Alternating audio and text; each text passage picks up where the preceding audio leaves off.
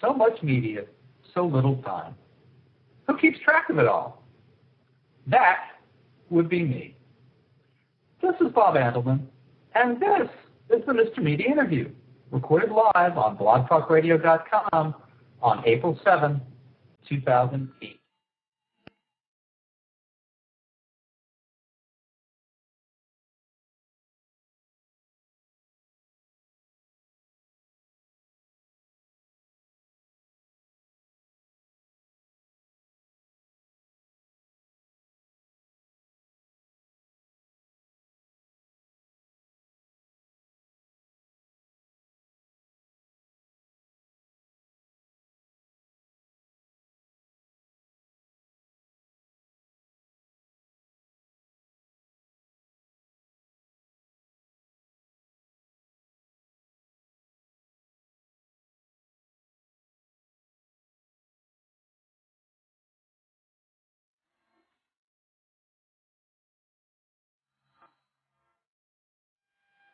I've never liked dog-earing pages.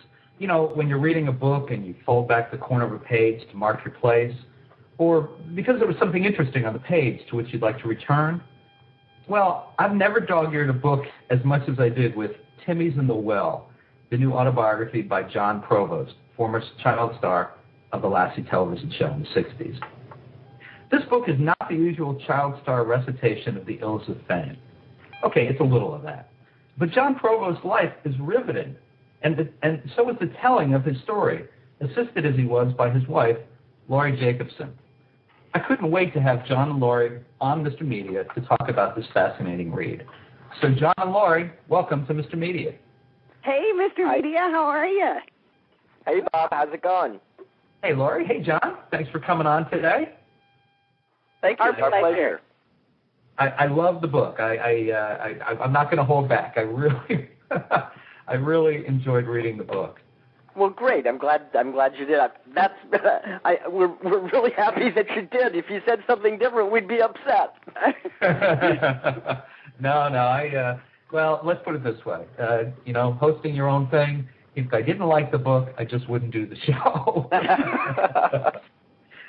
I got to ask, did you guys see this week's Entertainment Weekly with Ellen DeGeneres on the cover? No, I didn't.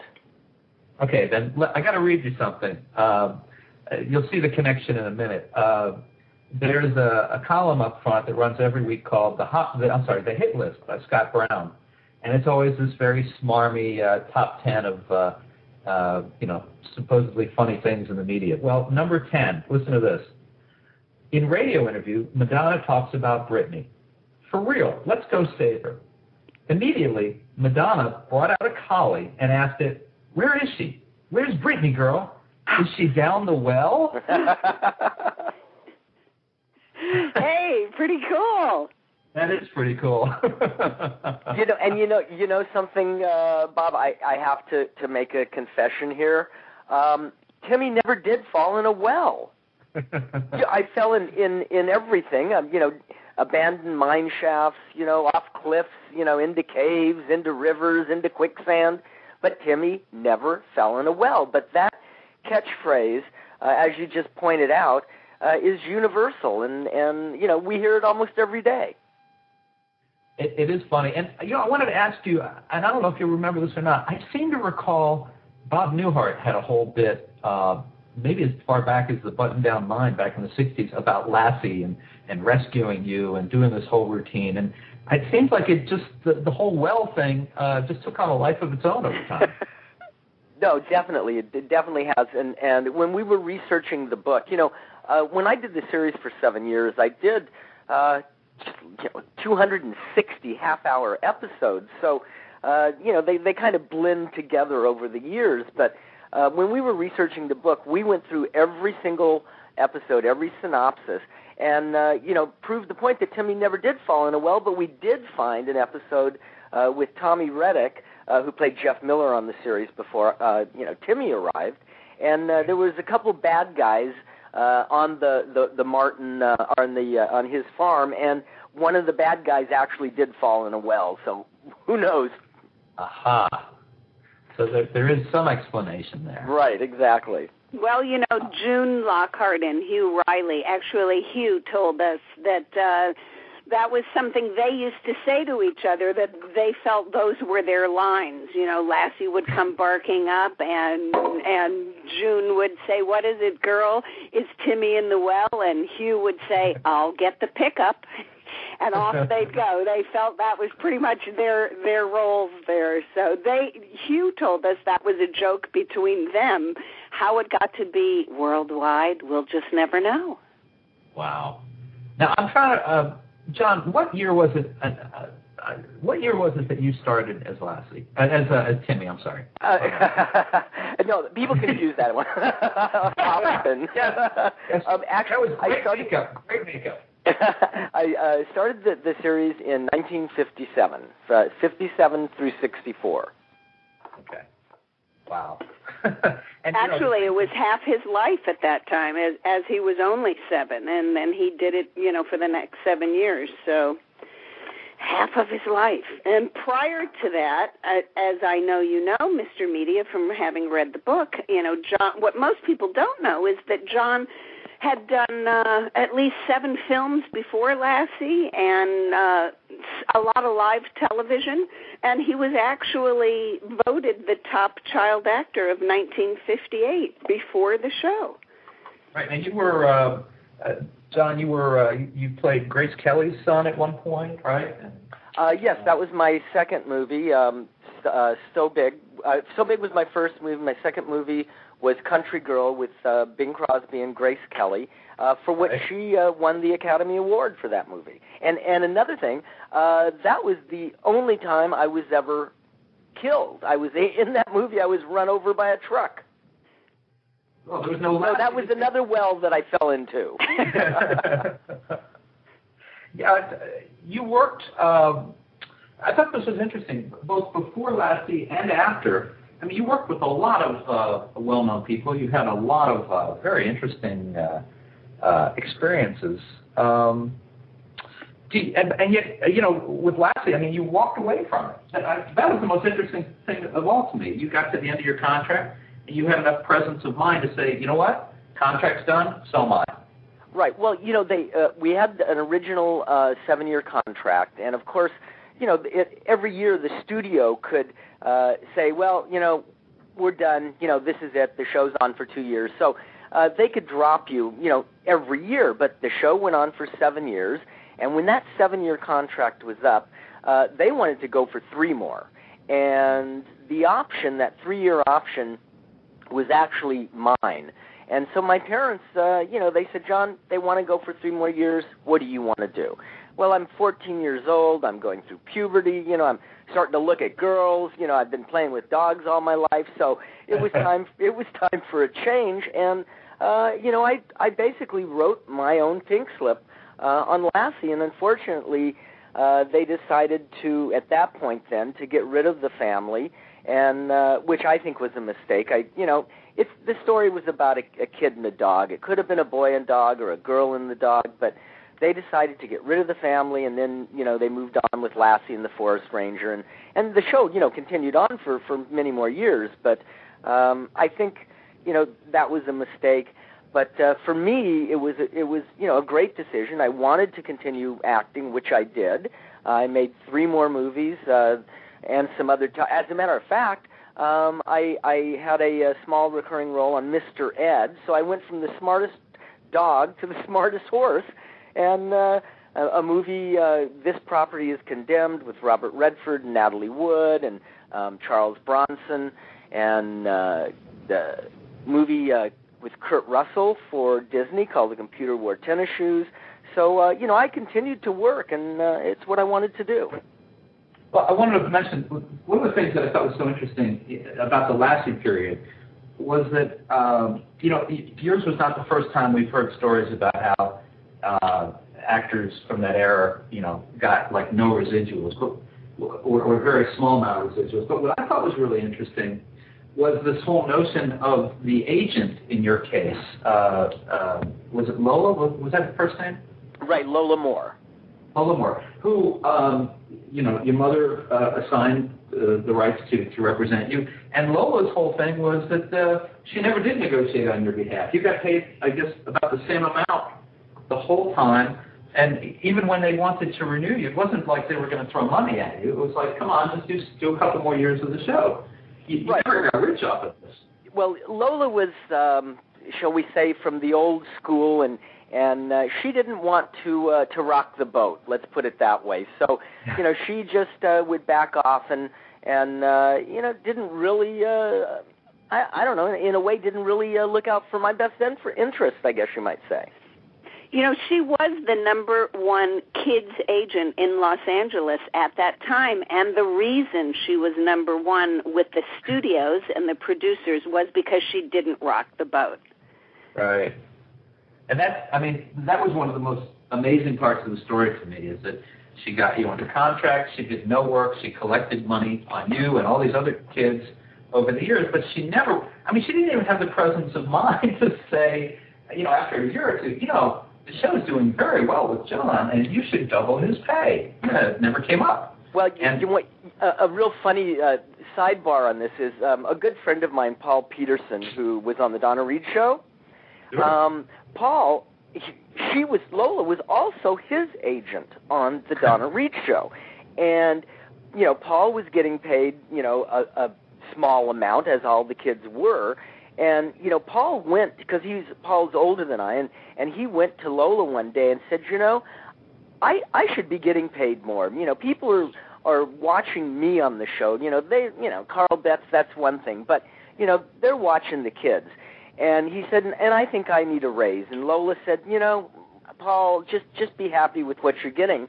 Well, Paul fired her and hired another agent and doubled his salary. Yeah. And it was a fight. Paul had a couple of #1 records. He'd become a teen heartthrob. He and his sister on the show, Shelley Fabre, they both had hot records and were all over the magazine covers, and still they were getting these low salaries. So he knew he deserved more. And Donna Reed even came to him and said, "Oh, Paul, I'm so sorry. We're just not going to be able to meet your demands." And they really, had him sweating. But he held in, and guess what? They came back and said, "Guess we have to meet your demands." And this is what it was like for working kid actors in the 50s. Right. Well, there's a lot to cover in the book. But I have to ask you up at the top here about the dog. Tell us about working with Lassie. And I think there were a couple of Lassies over your 7 years, but if you want to be specific about one or generally about working with the dog, you got along pretty well with the dogs from what I read in the book. Oh yes, no. Well, I always was raised around animals, and all kinds, not just dogs and cats, but horses and goats and what have you. But I loved Lassie, and I worked with 3 different dogs in the 7 years, but one I worked with for 5 years, and so obviously he and I had the time to bond and grow close, and he was just a great dog. They were all incredible. Loved all the dogs, but the one Baby was his name, and the one that I worked with for 5 years was my favorite for sure. Mm-hmm. And you had a good relationship with Red Weatherwax. Thank you. Yeah. Red was a great guy.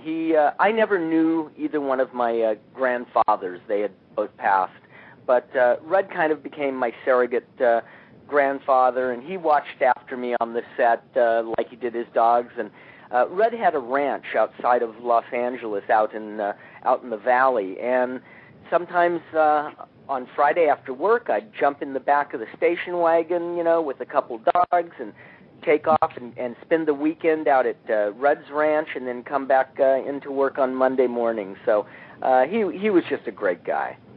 And that was such a very different period. And I've tried to explain this to my own daughter about the 60s and then later, the early 70s, which is later than the time you're talking about. But, my mom would let me jump into a car with pretty much anyone and go anywhere. And obviously you were working with the weather waxes, but still, there's stories in the cards about how strangers would come and stay at your house for days or weeks at a time. It's a very different time. Oh, definitely. No, it not like today. I mean, we didn't have the stalkers or the paparazzi. It just. I mean, yes, there. People did come up to you when my parents and we'd be out to dinner or something like that, or at a theater. People would come up and say, "Oh, you're Timmy from Lassie. Can we have an autograph, a picture?" But it wasn't like it is today. Fan mail. I would get fan mail, at the studio or at home, and Mom would answer the fan mail, and she'd put our home address on it. I mean, can you imagine doing that today? Well, there's a story. I can't remember the fellow's name. Who I think it was in New York. Who had actually, you guys went and stayed with them because your mother. I think the implication was that your mother was rather cheap and would turn in tickets, first-class tickets to get coach tickets, and then you would stay with fans when you traveled sometimes, so as not to pay for the hotels. But the one story was really interesting about the young guy who actually took buses across the country and came and stayed with your family.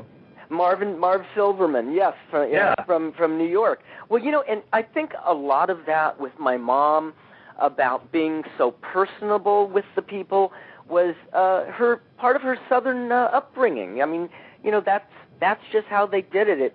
And it wasn't so much that I think that she was cheap. I think it was that she didn't want me to be influenced in what she considered a negative way, which would be in first class or I was treated. They just tried to treat me as normal, I think, as they could, and I was treated, like my brother and sister. I mean, I got 50 cents allowance, I had to clean my room, I had to take out the trash, and I was working all the time. So I think it was just a way of keeping me grounded, let's say that. Absolutely. John's mother, he didn't have an opportunity to be with kids his own age a lot. So I think she was also grabbing opportunities like that for Jon to just have a playmate that was his age. And, another thing about her, I mean, Marvin Silverman, yes, he and his family, they came out to stay with the Provosts as well. And Jon's mother kept in touch with these people for years. Sometimes we're still writing fans that met Jon's parents 30 and 40 years ago. It's just amazing. Well, Laurie, I wanted to ask you, because you did, I'm assuming, the bulk of the interviews in the book. Did you get to spend time with Jon's parents? My sense is that they've passed, but I don't know what the time frame of the research, but... Yes, Jon's father is still with us at 92 and a half. His mom... Yeah, pretty good. Wow. He's got some good genes. His mom passed at 90 about 7 years ago. And so, yes, I did certainly get to spend time with them. And fortunately for me, a friend of Jon's had interviewed them in great detail about 10 years before I met them, maybe more, maybe 20 years before I met them. And he had taped these interviews when their memories were much more fresh. So I relied heavily on that, and as well as speaking with them, while his mom was still around. And then we tracked down, we've had the best reunions over the last few years. We have tracked down people Jon worked with and hadn't seen for, over 40 years to get their perspective, because, of course, Jon was a kid on the Lassie show, and kids see things differently than adults, or even other kids who visited the set. So we have so many perspectives of what was going on then. And also, as you know from reading the book, a lot of interviews with contemporary child stars of the time, friends of mine that I literally grew up with, like Paul Peterson, Jay North, who was Dennis the Menace. And so Angela Cartwright. Yeah, so you get people like Davy Jones, and from the Monkees, and David Cassidy, and guys that I hung out with back then. And so you also get their perspective of what it was like during those times. Right. Well, I asked about Jon's parents, Laurie, because I wanted, before I asked Jon about this, I wanted to ask you your sense of Mrs. Provost in particular, because the book at times she comes off, Jon's view of her comes off a little ambivalent, and at times it's a little harsh on her, and at times it's loving. And I just wondered, you came into this after the Lassie thing, clearly several years later. And what was your sense of her, and with some perspective on what had happened with Jon? Wow. Well, Cecile was a stunningly beautiful lady, and I think that she loved the spotlight as well, and that perhaps she would have loved to have been an actress herself. She was very happily married. She had 2 children prior to Jon, and Jon's career just sort of fell in her lap. She was a real go-getter. She was never idle. She would have made a career she would have had her choice of careers, literally. But this one fell in her lap. And Mr. Media, there were no rules back then. Television was a brand new industry, and she had a tiger by the tail. She got one of her children in the fastest growing, hottest new industry in America, and she was not about to let go. It was fascinating for her. It led her to meet all kinds of interesting people, which she loved to do. And in a way, very much, Jon's siblings got a little bit left behind, or ignored, or sent off to boarding school. They had a very hard road, which Jon was completely unaware of because he was separated from them. So there are a lot of views. The siblings have some anger and resentment. The people that Cecile wrote for 40 years and helped them through hard times thinks she was an angel. It's almost as if she had a bigger calling to reach out and help people beyond her family, and her family suffered a little bit from her absence. But I would never call her a vicious, horrible stage mother. I think she was really more a pioneer, flying by the seat of her pants. And I think she did the best job she could do. And Jon, now, even you've obviously had time, the book has been out now, and time to reflect. I mean, if you could sum up your view of your mother's handling of you and your career and your life and everything, as you look back, how would you explain your mother to a stranger? Well, she obviously did the best that she could, and you have to look at her background. Both of my parents, neither one of my parents were even from California. My father was from Alabama. My mom grew up in a small southern Texas town by the name of Wolf City, which, I talk to people from Texas, they've never heard of the place. She didn't have her first pair of new shoes until she was 12 years old. So when they moved out to Hollywood, and that's where my parents met and were married in the early 40s, it was just, she was living this dream, I think you might say. And so, she did what she had to do. And it's like Laurie said, she wasn't, an evil person or anything like that. She was just trying to do the best that she could. I want to give out our phone number, and if anyone would like to call in and ask a question of Jon Provost or his wife, Laurie Jacobson Provost, give us a call, 646-595-3135. For those of you who remember Jon's stretch on Lassie, I have a little trip down memory lane to play, and Jon, Laurie, if you want to just take a deep breath for a second, have a sip of water. I think this is about a minute and a half. So let's have a listen to this. Hi, Mom. Hello, dear. Not again. It wasn't a fight. We won by 3 touchdowns. We better go to my room, girl. And you let him play.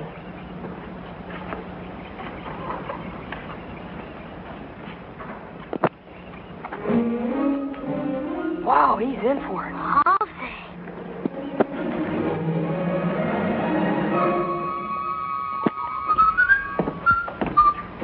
Yeah, he won. Well, Timmy again? Another fight? You heard me tell him he was not to play football. You mean he really played football today? I can't understand his doing it. It's not like him at all. You know, Ruth, if you could have seen him with his friends this morning, Ruth... Whether I was right or wrong is beside the point. He deliberately disobeyed me. That's what's important. Paul, I'm afraid you're going to have to do something about it before this kind of rebellion gets any further. Honey, aren't you taking this whole thing too seriously? Do you think he should be allowed to defy me? You know better than that. Well, then, as his father, it's your duty to discipline him. Yeah, I suppose you're right.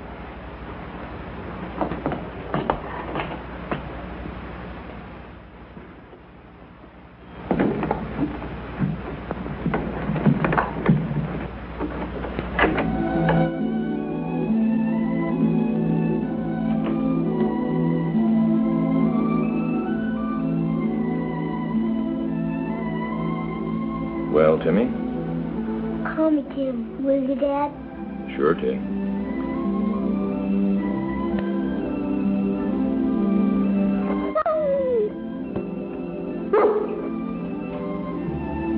This is going to hurt me as much as it will you, girl. Dad's right. You won't like this.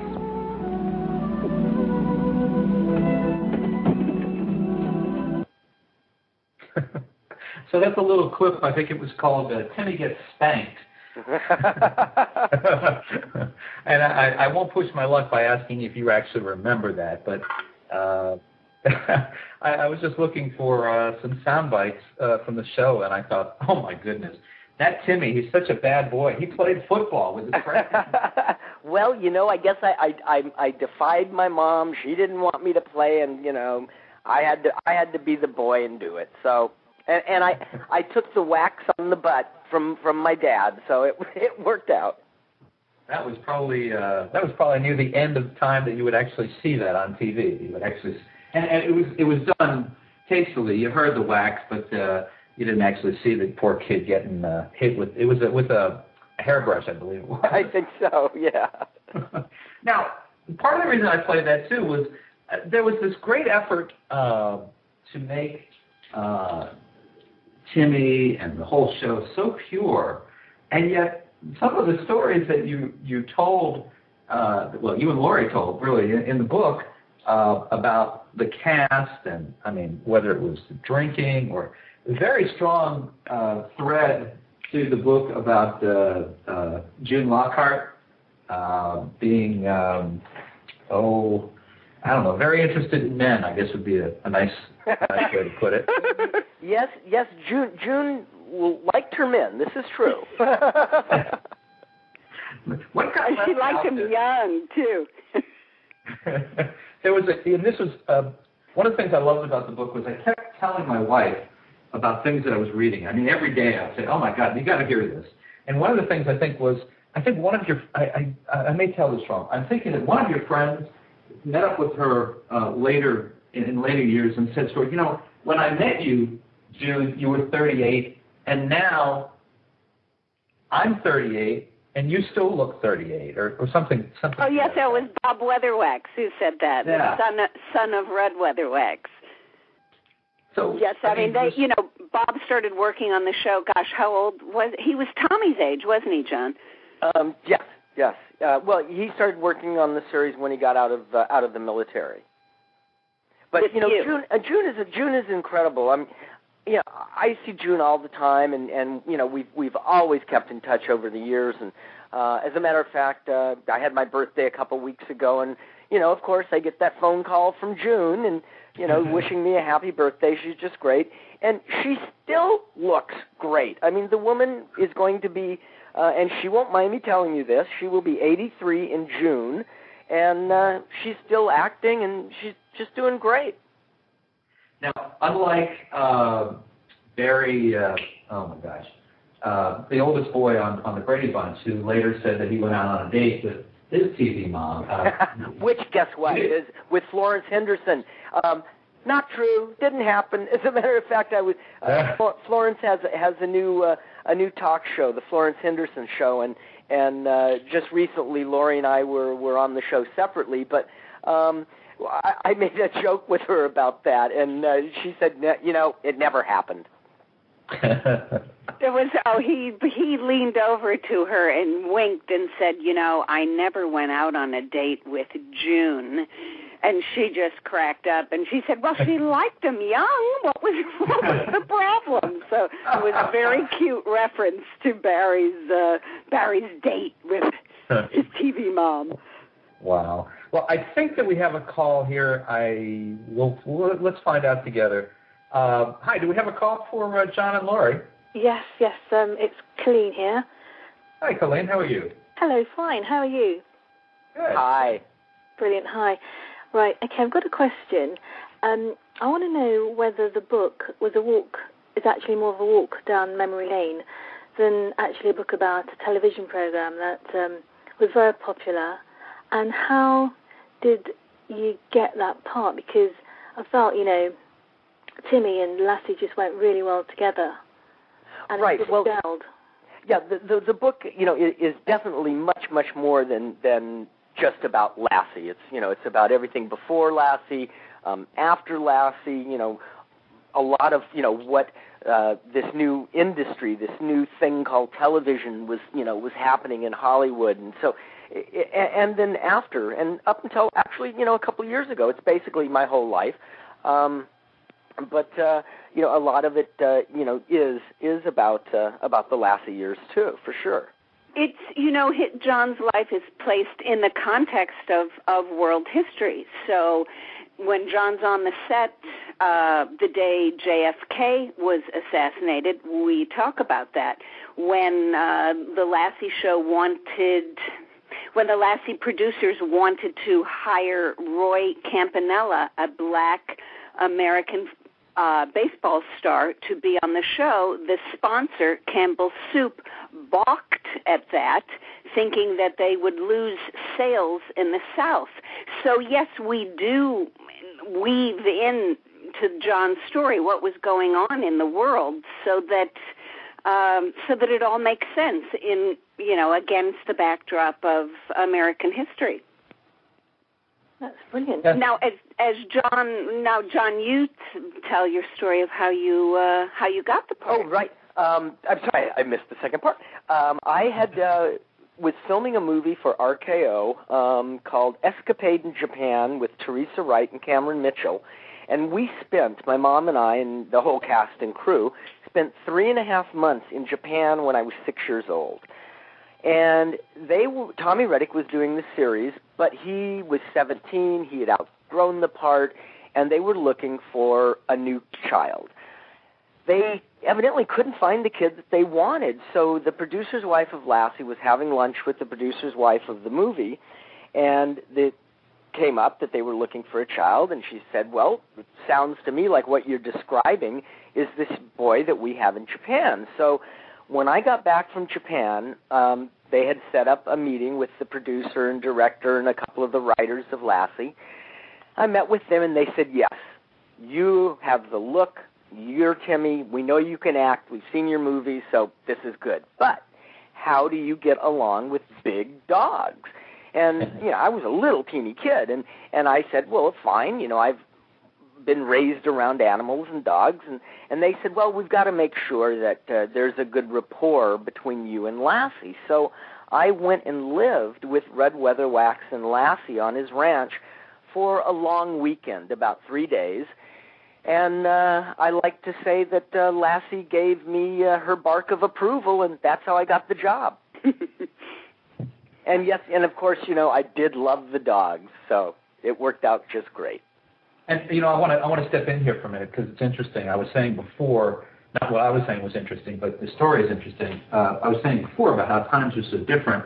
Your mom handed you off to this family for a weekend without knowing them and just sent you off. Now, years later, your mom was trying to get your sister into show business, and she had a similar experience that I don't think went quite so well. She was sent for like a weekend with a family, and she didn't find it quite as comfortable, and the end was not so good as I recall. Right. It's and like I said, that was then another example of mom, flying by the seat of her pants. She didn't really know, and maybe she was too trusting or whatever, but that's the way it was. And yeah, my sister, she went and spent the weekend with I believe it was a producer and his wife, or a director and his wife, and she did not enjoy it. She just said, this is not for me. This is crazy. So they definitely had a different experience. Colleen, did that answer your question? Yes, thank you, Bob. That was really good. Oh, thanks for calling. Brilliant. Thank you. Thanks. Bye. Bye, Colleen. I'll put in a little plug for Colleen, too. She hosts her own show on blogtalkradio.com called Call's Literary Spot. So, yeah. Well, I want to talk to you guys about a couple of the people in the book. We talked about June Lockhart. Cloris Leachman played your mom for a year, and Cloris didn't sound like the easiest person to get along with. Well, if you look at Cloris Leachman and June Lockhart and put them side by side, there's definitely different demeanor between the two ladies, and it was really kind of unfortunate because after Cloris signed the contract and worked for a few months, she decided, I don't want to be baking cookies for 6 years, so she wanted out, and unfortunately, the studio or the executives, they didn't think it would be right just to replace the one parent, so they had to let my father go, who was played at that time, Paul Martin, by a man by the name of Jon Shepherd. And, Jon had just signed this contract. He thought, oh, this is great. I've got a series. He bought a home. And then all of a sudden, he was let go. And so it was devastating for him. He didn't want to. Cloris, she did, but he didn't. So it was amazing. One weekend you had that set of parents, and then the next weekend it was June Lockhart and Hugh Riley. And guess what? The studio didn't even get one letter because the people were, watching the kid and the dog. They really didn't care about the parents.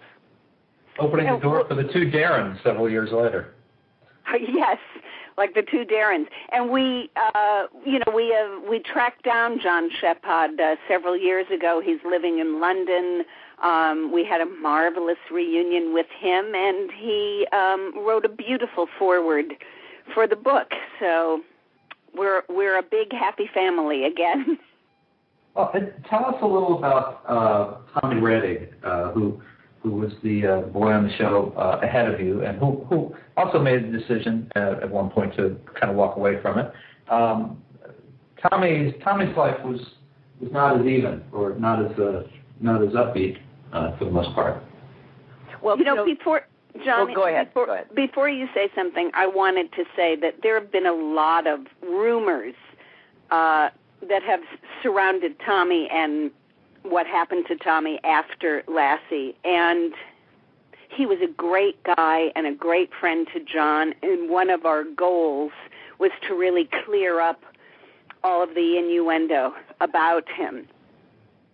So, Jon, you talk about what Tommy was like with you. Yeah, no, Tommy was great. Now Tommy was, about 10 years my senior, so when we were filming, that was a real large gap. He was 17, I was 7. Well, most 17-year-olds don't want to hang out with a 7-year-old. So we really, I would say, bonded or got closer as when we were older. And when I would visit down in Los Angeles, I'd give Tommy a call, and we'd go out and, have a steak and potatoes for dinner and do that. And unfortunately, that's why he died so young. Tommy passed away when he was 54 years old. But his life really changed.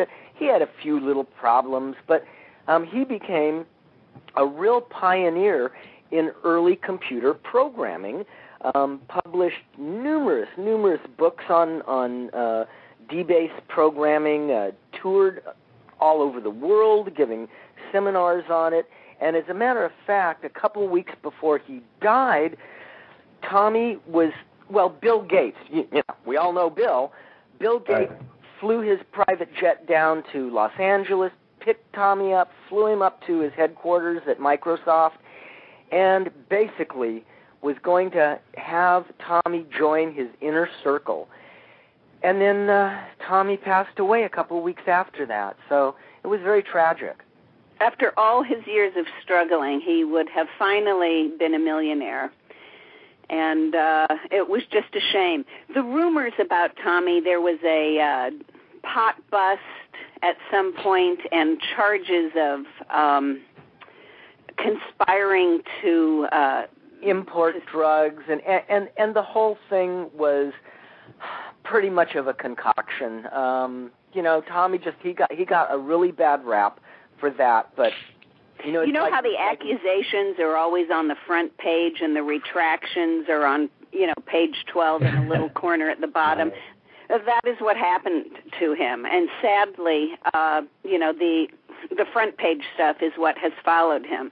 So we were really thrilled to be able to finally put all of that to bed. And speaking of, perfect segue. Thank you, Laurie. Speaking of being put to bed, two things of interest in the book, among many. One is that we find out when and where Jon lost his virginity. And hey, it happens to all of us. But now something that does not happen to all of us is this other story, and this is the Salminio story, which the foreshadowing, Laurie, that you do with that over many pages was very effective. You kind of had a sense of where this was going. But Jon. Thank you, Mr. Media, and I have to say, in all of the interviews we have done so far, no one has asked about Salminio. I have been waiting, so I'm delighted you brought this up. Well, I mean, that may be the difference between people who read the book and don't read the book. How could you not ask about that? Jon, you say in the book that, you had a sense that, Sal was bisexual, and yet, you had this relationship, this friendly relationship with him over time, never expecting to actually be introduced to that side of his life, but then you were. Right. Well, let's be truthful. In Hollywood, there's a lot of sexuality going around. But it's everywhere. What? But I think maybe. What are you saying, Jon? In Hollywood, things might be a little bit more open. Let's put it that way. And you knew if people were gay or bi or something like that, but they could still be your friends, and you wouldn't be threatened by it. And so I wasn't.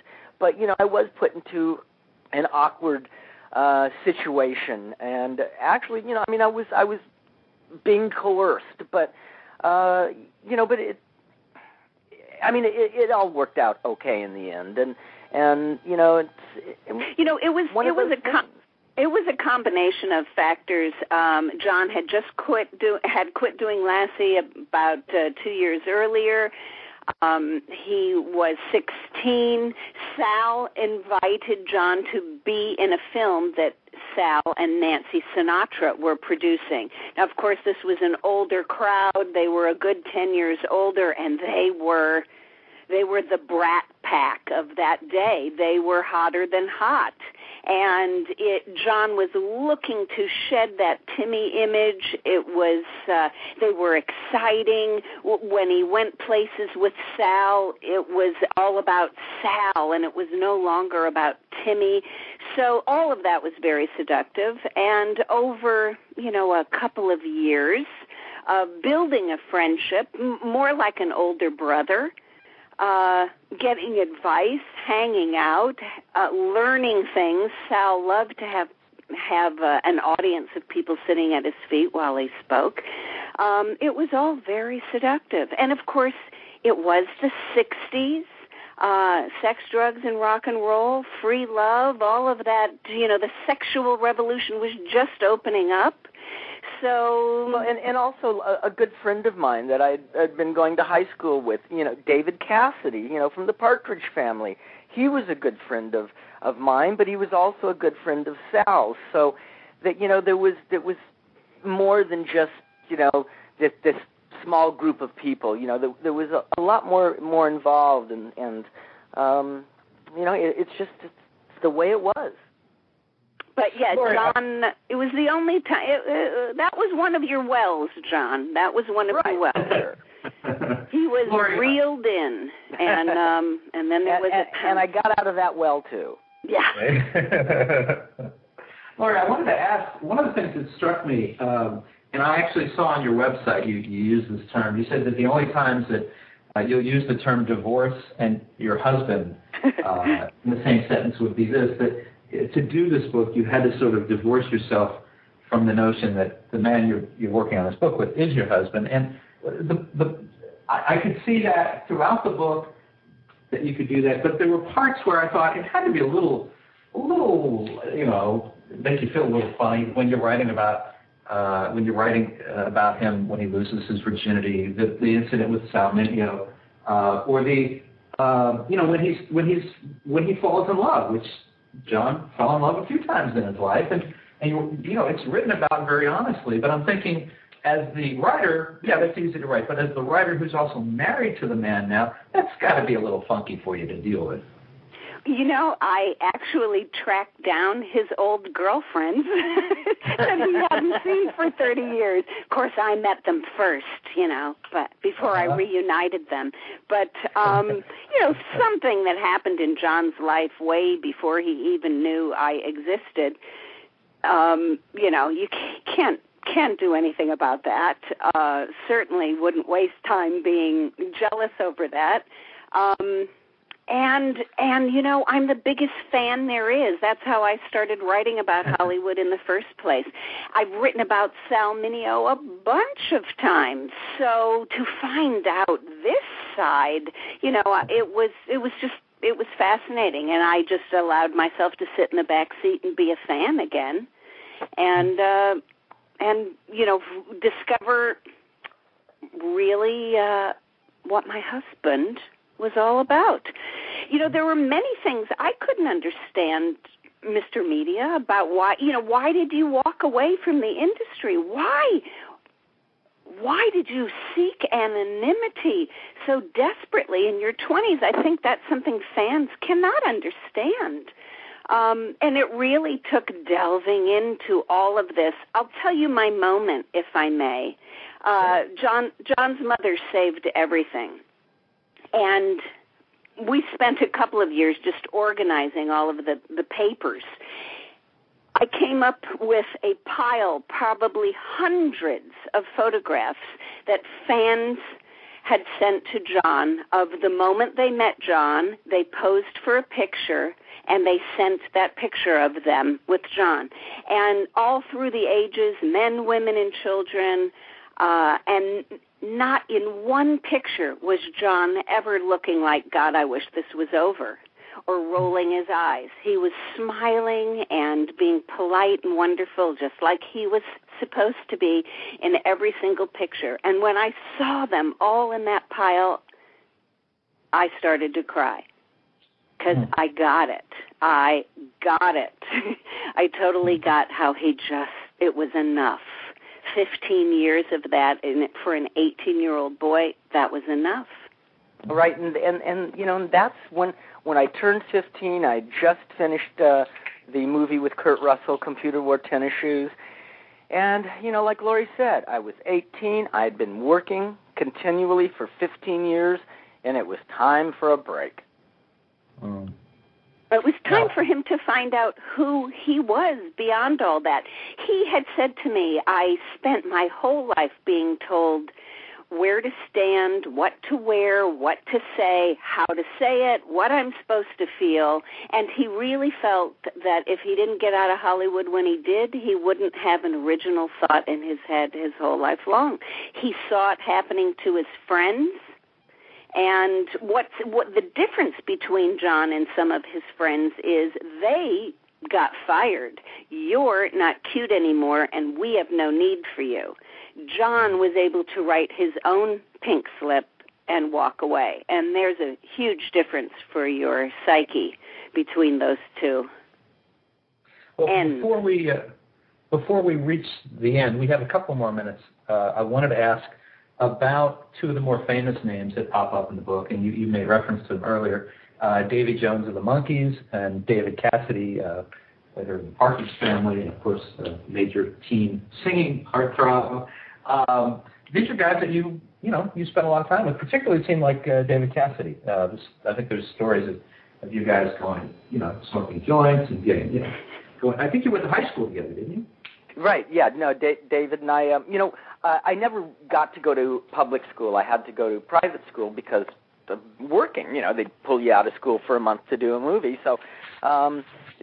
Went to a private high school, and David was also there, as were Dino Martin from, Dino Desi and Billy Hinchy and Ricky Martin and, a bunch of kids like that. That's where I grew up. That's, those were my contemporaries. They were my buddies. Your peeps, I think the kids would call them. Yeah, there you go. And Laurie, in researching the book, one of the things I want to make this point.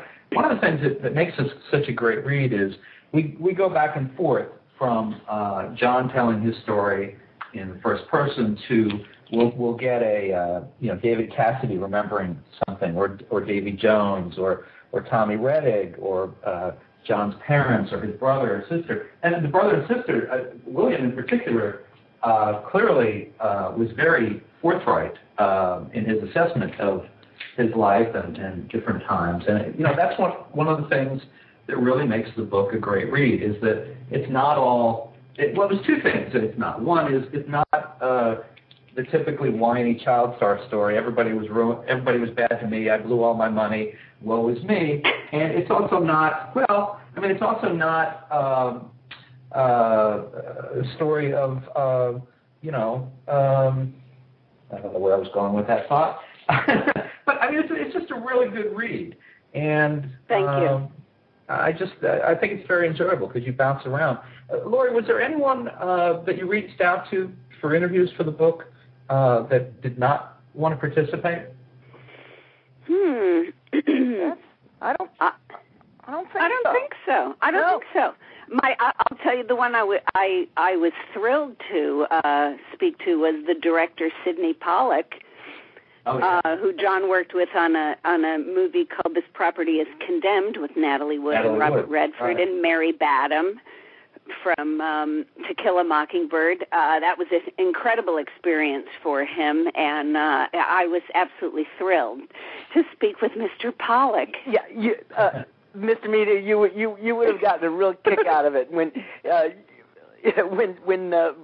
she had called and was waiting for Mr. Pollack to call back, and his assistant called and says, Mrs. Provost, Mrs. Laurie Jacobson, I have Sidney Pollack on the phone for you. And boy, you should have seen her light up. The whole room stopped. Yes. The tape recorder went on, and so it was a thrill to really work on the book. I have never, in my other books, they're more, each chapter is about a different person. This was my first entire book on one main thread, and I just loved working on it. Well, Jon, let's do your wife a favor, and let's mention her other books. Laurie has written, that I know of, 3 other books besides Timmy's in the Well with her husband Jon Provost. She did Dishing Hollywood, Hollywood Heartbreak, and Hollywood Haunted. And you can order all of those on her website, lauriejacobson.com. I suspect they're all available through Amazon as well. You know what? We have there's a question here from Thank you so web much. chat. You're welcome. We have the web chat that goes alongside the live interviews, and someone named Preacher Politics wants to know, Jon, if you ever worked with Bob Denver. No, I never did work with Bob Denver. I had met him in the past, but did not work with him. No. Now, I can't remember in the book. There's references to Cloris Leachman. Was she interviewed for the book? No. No. Cloris didn't want to be. So the way it goes. All right. So there's the one. That was the one I was thinking. It didn't seem to pop up in there. Jon Provost, Laurie Jacobson, thank you. It was a lot of fun to read and delightful to have the two of you on the show today, and I really appreciate your time. Well, thank you very much. And I have a website. It's jonprovost.com, and if anybody is interested, it's a very nice website. It's good for adults. It's good for kids, and especially if they're a Lassie fan, or if not, they might enjoy checking that out. Oh, yeah, all of our friends, if you want to see what all these folks we mentioned look like today, lots of pictures. You can order an autographed copy of Timmy's in the Well, or you can get it on Amazon.com. But come visit us. Very good. Well, thank you both so much for coming on the show today. All right. It's been a pleasure. Thank you. Thanks, Bob, and thanks for all the nice things you've said about the book. Really appreciate it. It's been a pleasure. Good luck to both of you. Thank you. Thanks. All right. Bye-bye. Bye. And, folks, so as you heard, you can order Jon Provost's autobiography, Timmy's in the Well, from fine booksellers everywhere or on the Mr. Media website. For dozens more celebrity and media newsmaker interviews, surf over to our main website, www.mrmedia.com. That's where you can listen to my conversations with Billy Bob Thornton, Cheryl Hines, Milo Ventimiglia from Heroes, David Fury, Anna Gunn, Stephen Pastis, Robert Schimmel, and many others, or read full transcriptions. And please think about writing an online review of Mr. Media or marking Mr. Media as one of your favorites, whether you listen on Blog Talk Radio, Blueberry, Zencast, Odeo, or iTunes. And come back again tomorrow when my live guest will be Bill Prady, co-creator, executive producer, and writer of CBS's hit new sitcom, The Big Bang Theory. Thanks for listening, and talk to you again soon.